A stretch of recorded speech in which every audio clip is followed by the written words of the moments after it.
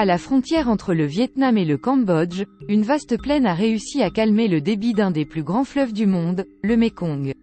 L'absence de relief dans cette région a forgé un Mékong fort différent de ce qu'il est en amont. Ici, on n'a plus affaire à un fleuve tumultueux, mais plutôt à un cours d'eau paresseux qui irrigue généreusement les terres environnantes, préparant son énorme delta au Vietnam, large de plusieurs dizaines de kilomètres, par lequel ce fleuve va se jeter dans la mer de Chine.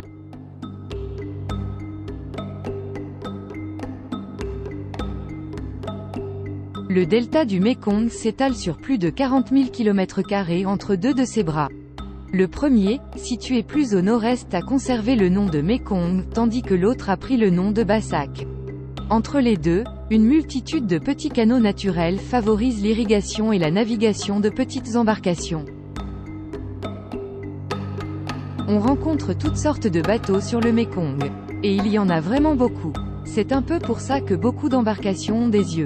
S'ils ne sont pas vraiment capables de regarder pour éviter les obstacles, qui sont nombreux, au moins ils protègent des mauvais esprits qui menacent la navigation.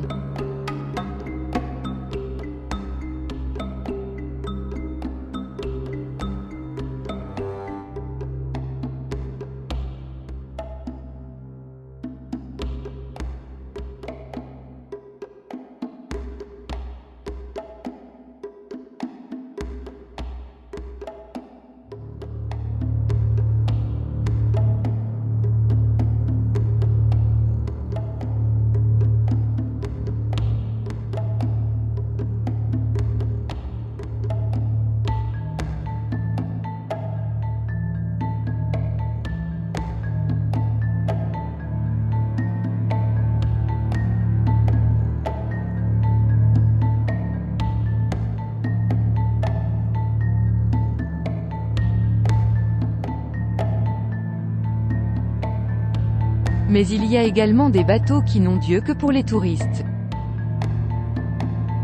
Évidemment, il n'y a pas que des touristes sur le Mékong. Ces berges grouillent d'activités diverses.